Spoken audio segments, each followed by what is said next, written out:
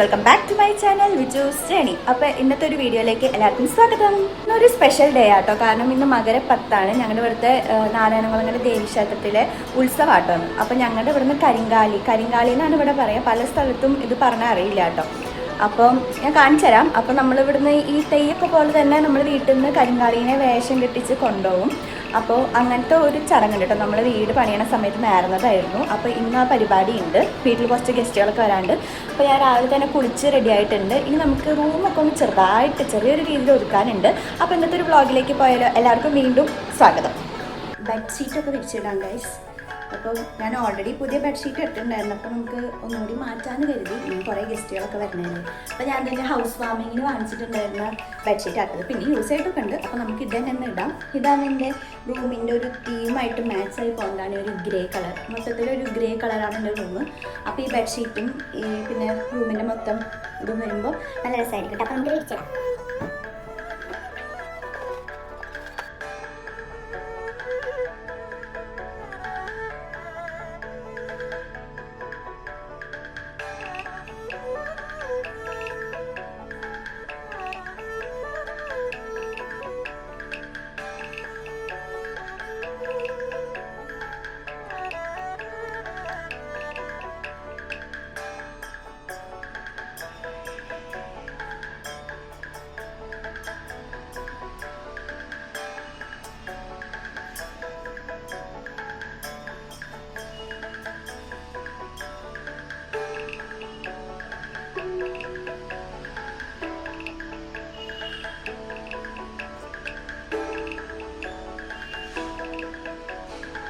ഞാൻ കുളിച്ച് താഴോട്ട് വന്നപ്പോഴേക്കും നമുക്ക് ഉച്ചയ്ക്കുള്ള ഫുഡ് കൊണ്ടുവന്നിട്ടുണ്ടായിരുന്നു കേട്ടോ.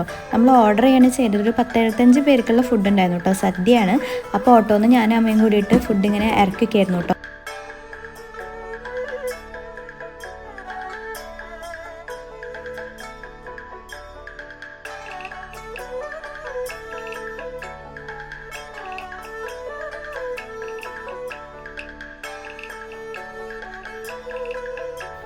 പിന്നെ ഞാൻ നേരെ ഫുഡ് കഴിക്കാൻ പോയി. ഇന്ന് രാവിലെ ദോശയും സാമ്പാറും ചട്നിയും ചായയായിരുന്നു കേട്ടോ. കട്ടൻ ചായയായിരുന്നു.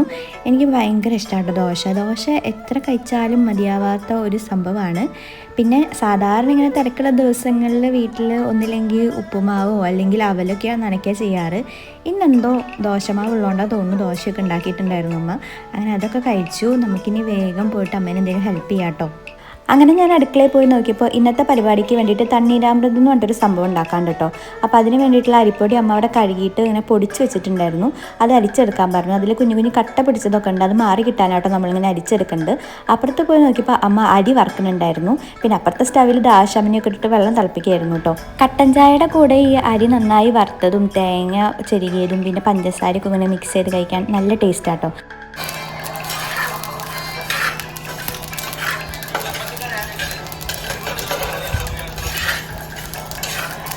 അപ്പോൾ ഇതുണ്ടാക്കാൻ വേണ്ടി തന്നെ കുറച്ച് ഷുഗർ സിറപ്പ് ആവശ്യമുണ്ടായിരുന്നു. അപ്പോൾ ഞാനിത് ഒരു ടംബ്ലറിൽ കുറച്ച് വെള്ളവും അതിലേക്ക് കുറച്ച് പഞ്ചസാരയൊക്കെ ഇട്ടിട്ട് ഷുഗർ സിറപ്പ് ഉണ്ടാക്കാൻ വേണ്ടി വെച്ചിട്ടുണ്ട് കേട്ടോ.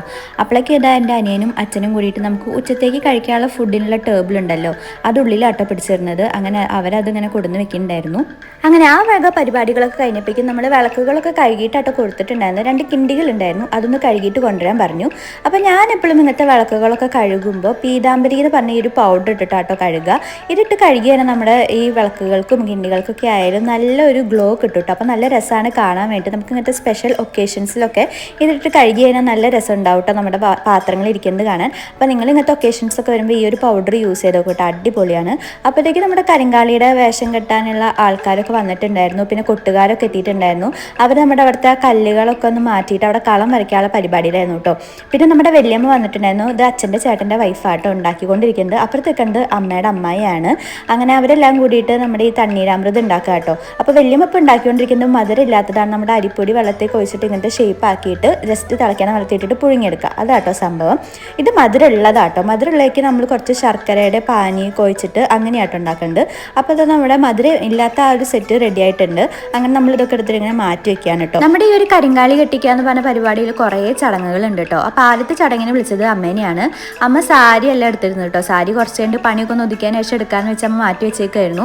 ചുരിദാർ ഇട്ടുകൊണ്ട് തന്നെ ഒരു മുണ്ട് എടുത്തുകൊണ്ട് വരാൻ പറഞ്ഞു കേട്ടോ. അപ്പോൾ ആദ്യത്തെ പരിപാടി എന്ന് പറഞ്ഞാൽ നമ്മൾ ആ മുമ്പിലുള്ള ആ മെയിൻ ആയിട്ടുള്ള ഒരു വിളക്കുണ്ടല്ലോ, അത് അമ്മേനെ കൊണ്ട് കത്തിക്കലായിരുന്നു. അങ്ങനെ അമ്മ ആ വിളക്ക് അപ്പുറത്തും ഇപ്പുറത്തൊക്കെ കത്തിച്ചു. പിന്നെ കുറച്ച് അരി മുറത്തിൽ കൊടുന്ന് വെച്ചിട്ടുണ്ടായിരുന്നു കേട്ടോ. അത് നമ്മുടെ ഈ ഒരു വാഴയിലേക്ക് ഇങ്ങനെ 3 വട്ടം ഇങ്ങനെ ഇട്ട് കൊടുക്കലായിരുന്നു. പിന്നെ നമ്മളത് മുഴുവനായിട്ട് ആ വാഴയിലേക്ക് ചെരിഞ്ഞു കൊടുത്തു. പിന്നെ അമ്മയുടെ കയ്യിൽ 2 ഇലകൾ ഇങ്ങനെ പിടിക്കാൻ കൊടുത്തിട്ടുണ്ടായിരുന്നു കേട്ടോ. അത് നന്നായി പ്രാർത്ഥിച്ചിട്ട് പിന്നിലോട്ട് എറിയാൻ പറഞ്ഞു. അങ്ങനെ ആ ഒരു പരിപാടിക്കായിരുന്നു ഉണ്ടായിരുന്നത്. നമ്മുടെ കൂട്ടുകാരൊക്കെ അവിടെ സെറ്റായിട്ട് വന്നിരിക്കുന്നുണ്ടായിരുന്നു. അങ്ങനെ അമ്മേനെ കൊണ്ട് അപ്പുറത്തെ വാഴയിലും അരി നർപ്പിച്ചു കേട്ടോ. അതിനുശേഷം കുറച്ച് പൂക്കൾ കൊടുത്തിട്ട് പ്രാർത്ഥിച്ചിട്ട് സമർപ്പിക്കാൻ പറഞ്ഞു. എന്നിട്ട് 3 വാഴയിലും ഇങ്ങനെ തൊട്ട് നമസ്കരിച്ചതിന് ശേഷം പ്രാർത്ഥിക്കാനും പറഞ്ഞു. അങ്ങനെ അമ്മയുടെ പരിപാടികളൊക്കെ കഴിയുമ്പോഴേക്കും ഞാൻ മോളിൽ പോയിട്ട് ചെറുതായിട്ടൊന്ന് ഡ്രസ്സ് മാറിയിട്ടുണ്ടായിരുന്നു കേട്ടോ.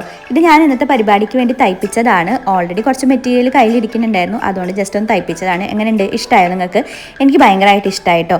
അതേപോലെ തന്നെ എന്നെയും വിളിച്ചു, എനിക്ക് കുറച്ച് പൂക്കൾ തന്നു. എന്നിട്ട് എന്നോട് അവിടെ സമർപ്പിച്ചതിന് ശേഷം പ്രാർത്ഥിച്ചിട്ട് ഇടത് ഭാഗത്തേക്ക് കൂടി നടന്നു പോകാൻ പറഞ്ഞു.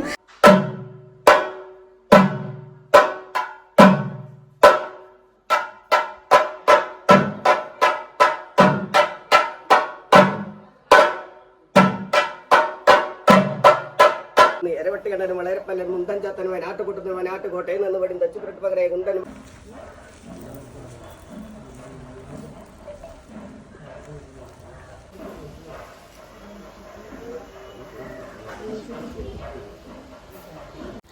അങ്ങനത്തെ കുറച്ച് പരിപാടികളൊക്കെ ആയിരുന്നു ഞങ്ങൾ ഉള്ളിലെത്തിയപ്പോഴേക്കും നല്ല അടിപൊളി ഉണ്ണിയപ്പം ഉണ്ടാക്കി വെച്ചിട്ടുണ്ടായിരുന്നു കേട്ടോ.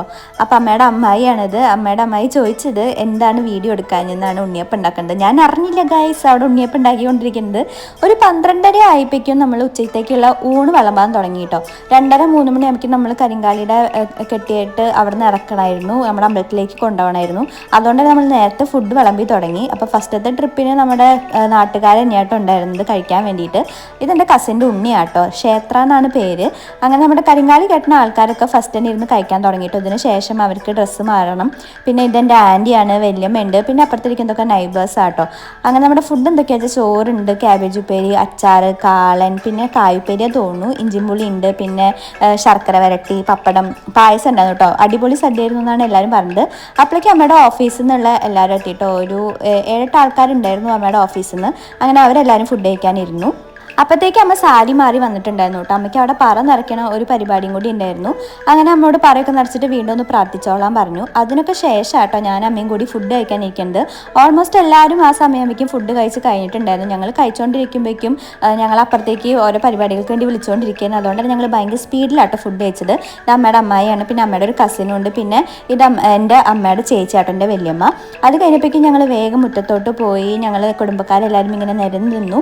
ഇങ്ങനെ കോഴീനൊക്കെ വെച്ചിട്ട് നമ്മളിങ്ങനെ ഉഴിഞ്ഞിട്ട് എന്തോ പ്രാർത്ഥിക്കായിരുന്നു. നമ്മുടെ ദോഷങ്ങളൊക്കെ മാറാൻ വേണ്ടിയിട്ട് എന്തോ നമ്മളിങ്ങനെ ഉഴിഞ്ഞിട്ട് പ്രാർത്ഥിച്ചുകൊണ്ടിരിക്കുകയായിരുന്നു. നമ്മളും അതിൻ്റെ ഒപ്പം ഇങ്ങനെ ഏറ്റ് ചൊല്ലിക്കൊണ്ടിരിക്കുക കേട്ടോ ഓരോ പ്രാർത്ഥനകൾ.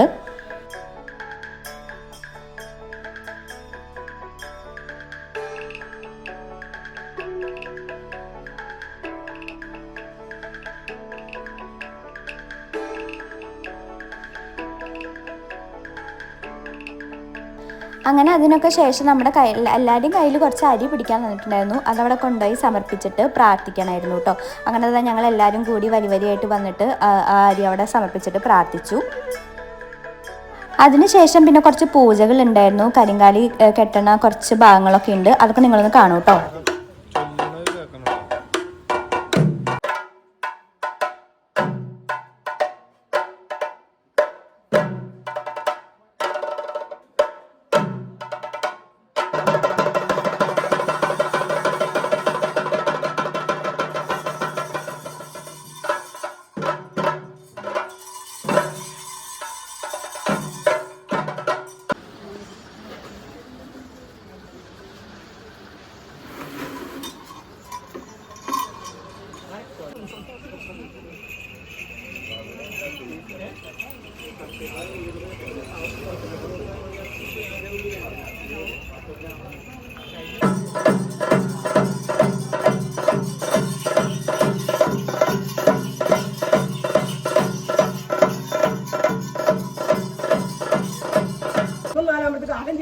പ്രേതാദികളുണ്ട്. ആരും ചെയ്തു പോയി ആ പ്രേതപരമായിട്ട് ആരാധന ചെയ്തിട്ട് ഉത്തമത്തിലാണ്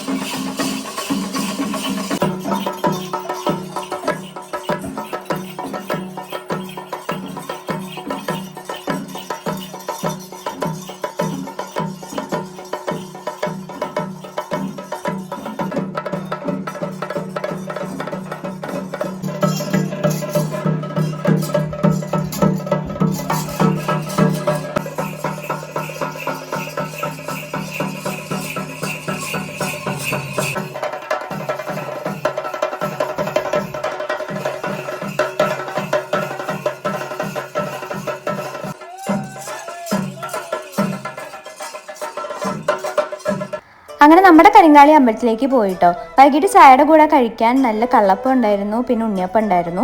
അപ്പുറത്ത് തൊട്ട് ഒരു ക്ലബ്ബ് ഉണ്ട് കേട്ടോ, മലർവാടി എന്നാണ് ആ ക്ലബിൻ്റെ പേര്. അപ്പോൾ അവരുടെ വക ആന ഉണ്ടായിരുന്നു.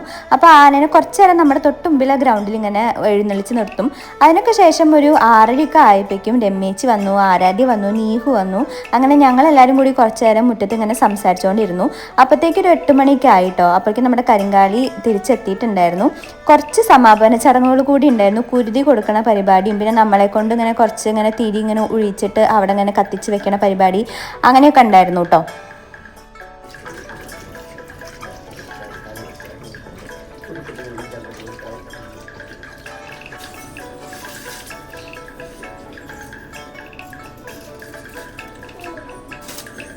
എല്ലാ പരിപാടികളും കഴിഞ്ഞ ശേഷം ഞാനും വെളിച്ചനും കൂടി പൂരപ്പറമ്പ് വരെ ഒന്ന് പോയിട്ടോ.